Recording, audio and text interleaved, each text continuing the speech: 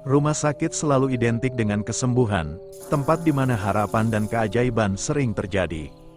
Namun, tidak banyak yang tahu bahwa di balik dindingnya yang putih dan koridor panjang yang sibuk, ada sisi lain yang tak terlihat oleh kebanyakan orang. Tahun 2020 adalah awal dari perjalanan horor pribadiku. Ketika aku mulai bekerja di sebuah rumah sakit besar di Medan, tempat itu bukan hanya penuh dengan pasien, tapi juga cerita-cerita yang tak pernah tidur. Sama seperti lorong-lorongnya di malam hari. Dan malam pertama di sana memberiku sebuah sambutan yang tak akan pernah kulupakan. Simak sampai habis ya ceritanya, dijamin horor dan menegangkan. Jangan lupa subrek, like dan komen, tetap stay di channel Karam Kali Aja Seram. Markilai, mari kita mulai.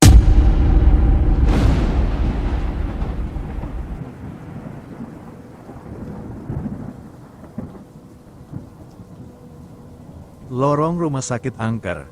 Tahun 2020, aku memulai pekerjaan baruku di sebuah rumah sakit besar di Medan. Sebelumnya, aku hanya bekerja di klinik kecil, jadi pengalaman di rumah sakit dengan 12 lantai ini adalah sesuatu yang benar-benar baru. Rumah sakit ini luas, terdiri dari beberapa gedung terpisah, ada gedung IGD, gedung rawat inap, dan lainnya.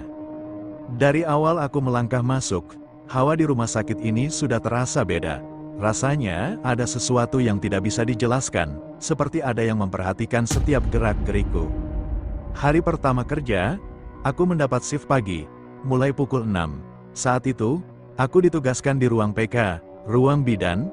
Ketika berjalan di lorong menuju ruangan, aku bertemu dengan seorang ibu yang duduk di kursi roda. Penampilannya biasa saja, tapi ada sesuatu dari caranya menatapku yang membuatku sedikit merinding. Dia menyapaku duluan. "Mau kemana, Dik?" tanyanya dengan suara lembut. Aku tersenyum sopan dan menjawab, "Ke ruang PK, Bu." Namun, setelah itu, dia hanya diam, tidak membalas ucapanku. Aku melanjutkan langkahku, tapi rasa penasaran membuatku menoleh ke belakang beberapa detik kemudian. Aneh sekali, ibu itu sudah tidak ada di sana. Aku mencari-cari, memastikan bahwa dia tidak pergi ke arah lain, tapi lorong itu kosong. Padahal, aku yakin tidak ada tempat bagi seseorang dengan kursi roda untuk menghilang begitu saja. Deg-degan, aku melanjutkan langkahku dengan pikiran penuh tanda tanya. Sesampainya di ruang PK, aku menceritakan kejadian itu kepada salah satu senior.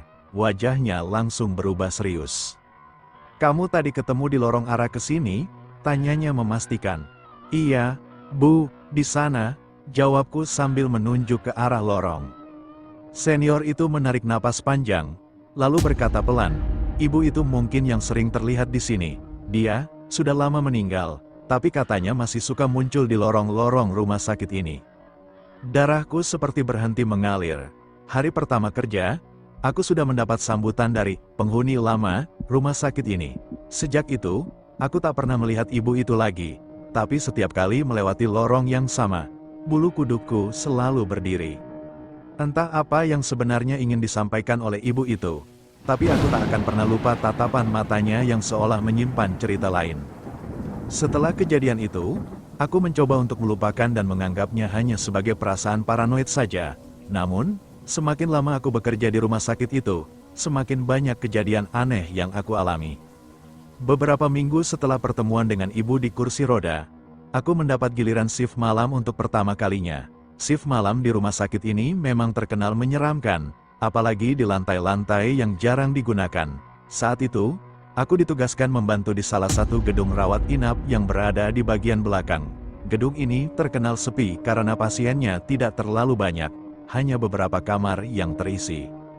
Malam itu, sekitar pukul 2 pagi, aku sedang duduk di nurse station sambil mengisi laporan. Tiba-tiba, aku mendengar suara langkah kaki di lorong. Awalnya, aku berpikir itu salah satu pasien atau keluarga yang keluar dari kamar. Namun, saat aku menoleh ke arah lorong, tidak ada siapa-siapa. Aku mencoba cuek, tapi suara langkah kaki itu semakin mendekat. Tap, tap, tap, suaranya jelas, seperti seseorang berjalan pelan-pelan menuju ke arahku. Aku mulai merasa tidak nyaman. Mungkin ini cuma suara resonansi, pikirku, mencoba menenangkan diri. Tapi kemudian, Aku melihat sesuatu dari ujung lorong. Ada bayangan seorang wanita berdiri di sana. Dia tidak bergerak, hanya berdiri diam. Rambutnya panjang menutupi sebagian wajah, dan dia mengenakan baju rumah sakit. Aku yakin betul dia bukan pasien karena semua pasien di lantai ini sudah terdata dan sedang berada di kamar mereka masing-masing. Aku memanggilnya pelan, "Ibu, ada yang bisa saya bantu?" Wanita itu tidak menjawab. Perlahan, dia melangkah maju. Semakin dekat, aku mulai mundur. Tetapi mataku terus memperhatikan gerakannya.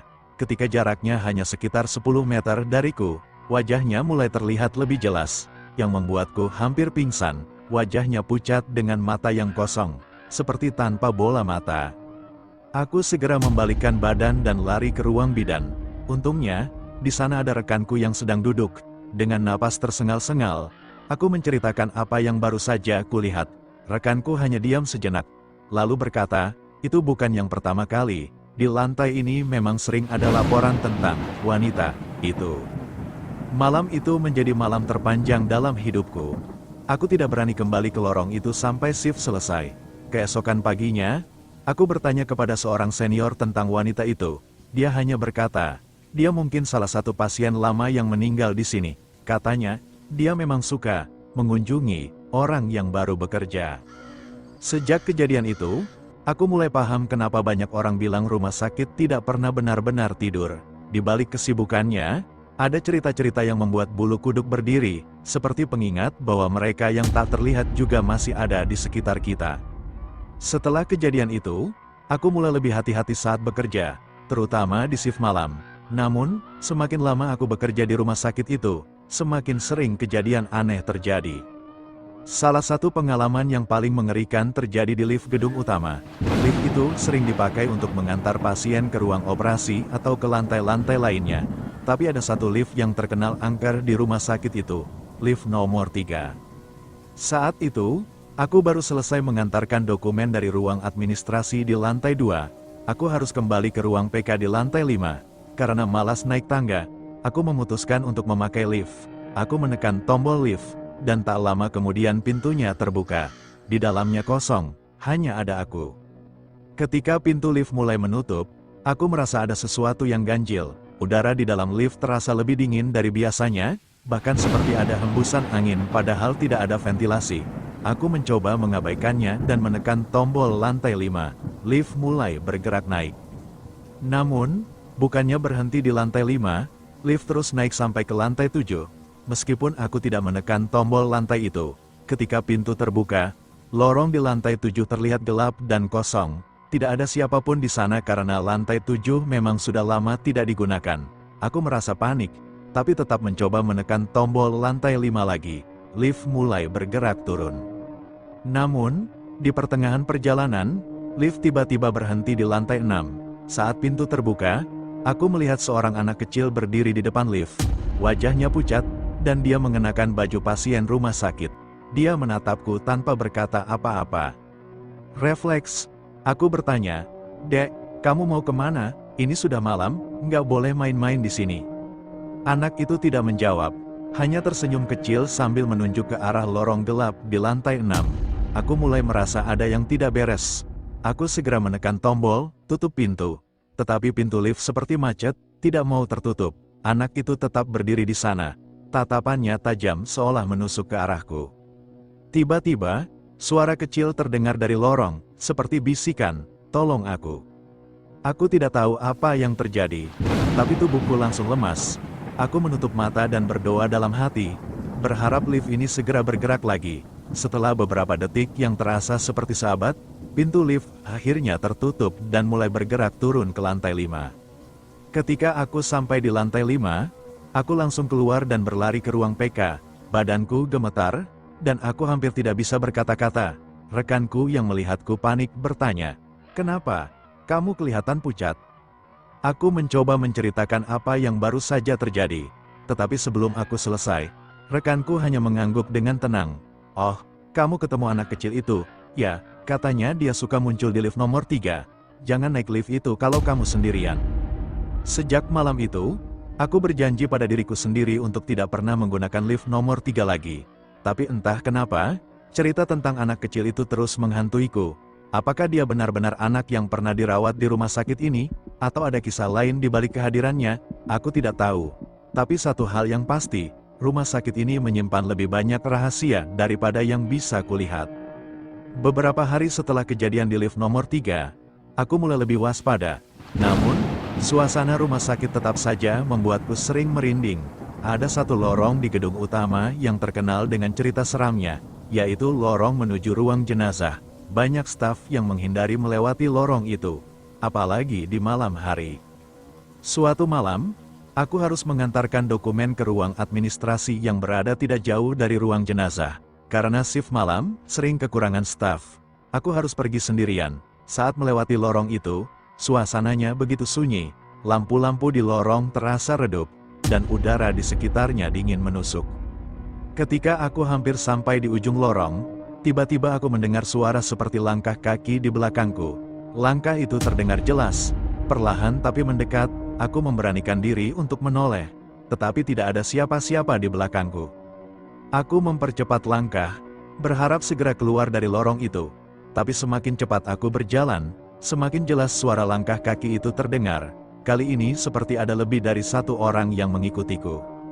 Tiba-tiba, lampu di lorong berkedip-kedip, lalu mati selama beberapa detik. Dalam gelap, aku mendengar suara samar, seperti seseorang berbisik di telingaku. "Kenapa kamu di sini?" Aku tidak berani menoleh, hanya berdiri membeku di tempat sambil berdoa. Ketika lampu kembali menyala, aku melihat sesuatu di ujung lorong. Sesosok bayangan hitam tinggi berdiri diam, menghadap ke arahku, matanya merah menyala, dan tubuhnya tampak tidak sepenuhnya nyata, seperti kabut yang bergerak. Aku tidak bisa berpikir lagi.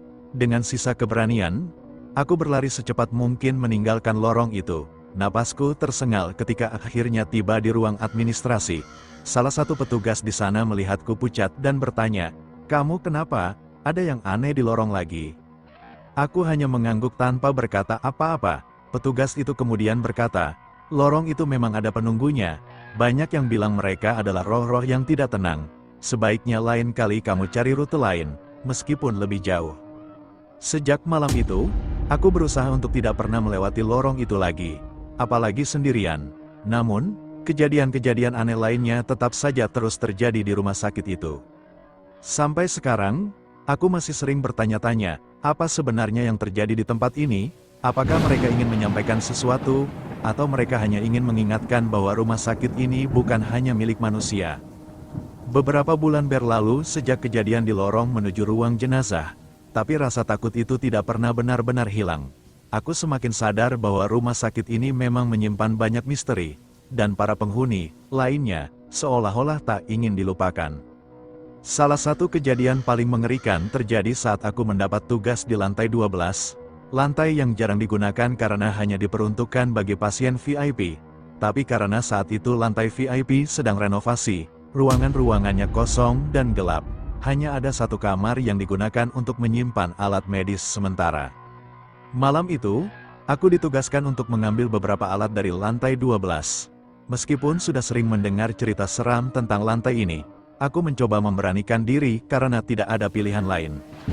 Lift berhenti di lantai 12, dan begitu pintu terbuka, hawa dingin langsung menyergapku. Lorong di lantai itu gelap dengan hanya beberapa lampu yang menyala redup. Aku berjalan cepat menuju kamar tempat alat-alat medis disimpan. Ketika aku membuka pintu kamar, aku merasa ada yang mengawasi dari belakang. Aku menoleh, tapi lorong itu kosong. Hanya perasaan, gumamku, mencoba mengusir pikiran aneh. Setelah mengambil alat-alat yang dibutuhkan, aku segera keluar dan berjalan kembali ke lift. Namun, saat aku sampai di depan lift, tombolnya tidak merespons. Lift itu seperti mati. Aku mencoba menekan tombol berulang kali, tapi tidak ada tanda-tanda pintu akan terbuka. Di tengah kepanikanku, aku mendengar suara pelan dari ujung lorong. Suara itu seperti seseorang menangis, pelan tapi memilukan. Aku mencoba mengabaikannya, tapi suara itu semakin jelas, seolah mendekat. Aku menoleh ke ujung lorong, dan saat itulah aku melihatnya. Seorang wanita berdiri di sana. Dia mengenakan gaun putih panjang, rambutnya terurai menutupi sebagian wajahnya, tangannya menggantung lemas di samping tubuh, dan dia menangis tanpa henti. Aku membeku di tempat, Tidak tahu harus berbuat apa, wanita itu kemudian mengangkat wajahnya perlahan, dan aku bisa melihat matanya, dua lubang hitam kosong yang seolah menatap langsung ke dalam jiwaku. Tiba-tiba, wanita itu berlari ke arahku, tapi langkahnya tidak seperti manusia, gerakannya cepat, seperti meluncur di udara. Dalam kepanikan, aku mencoba memukul-mukul tombol lift lagi, berharap pintu segera terbuka. Saat wanita itu tinggal beberapa meter di depanku, pintu lift terbuka dengan bunyi, ting. Aku langsung melompat masuk dan menekan tombol lantai berapa saja agar lift segera bergerak. Pintu menutup tepat sebelum wanita itu mencapai lift. Dalam perjalanan turun, tubuhku gemetar hebat. Aku tidak tahu apa yang baru saja kulihat, tapi aku tahu itu bukan manusia. Begitu sampai di lantai bawah, aku langsung menemui senior untuk menceritakan apa yang terjadi.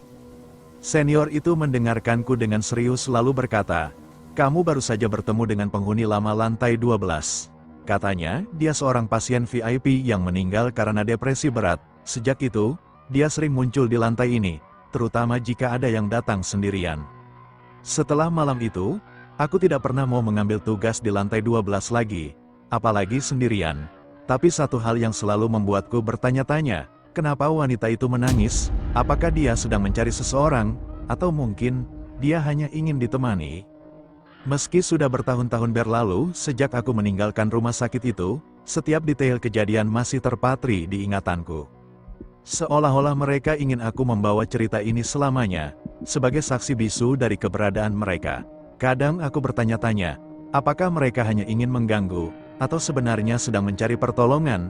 Hingga kini, aku masih merasa bahwa rumah sakit itu bukan hanya tempat menyembuhkan luka fisik, tapi juga menyimpan luka-luka jiwa yang tak pernah bisa sembuh. Dan bagi mereka yang bekerja di sana, seperti aku dulu, itu adalah pengingat bahwa kita tidak pernah benar-benar sendiri. Buat kamu yang lagi nganggur, kamu bisa daftar Maxim aja, lumayan buat tambahan. Buat yang mau daftar, tanpa SIM bisa, kendaraan lama bisa, langsung jadi, langsung bisa dipakai untuk narik. ADM-nya 50.000 aja. Hubungi WhatsApp 0822899895. Bisa untuk seluruh wilayah di Indonesia. Jasa pengurusan NPWP. Buat kamu yang sibuk, tidak mau pusing urus NPWP, serahkan ke kami. Langsung jadi, langsung bisa dipakai untuk apa aja. ADM-nya 50.000 aja. Hubungi WhatsApp 082283998955. Bisa untuk seluruh wilayah di Indonesia.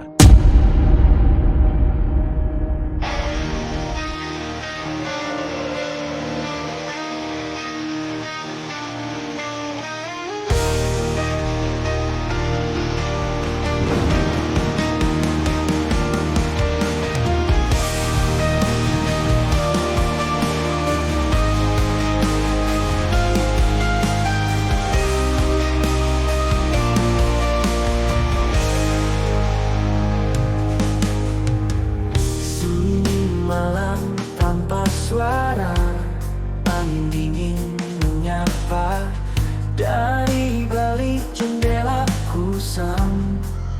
Bayangan hitam melintas, hantu di dalam mimpi, mengintai tanpa henti. Malam ini aku tak sendiri, ada dia bayangan sepi. Ketika bulan sembunyi dalam gelap, ku tak bisa lari. Langkah berat menghantui di lorong sunyi yang tak bertepi. Hantu di dalam mimpi, mengintai tanpa henti. Malam ini aku tak sendiri, ada dia bayangan sepi.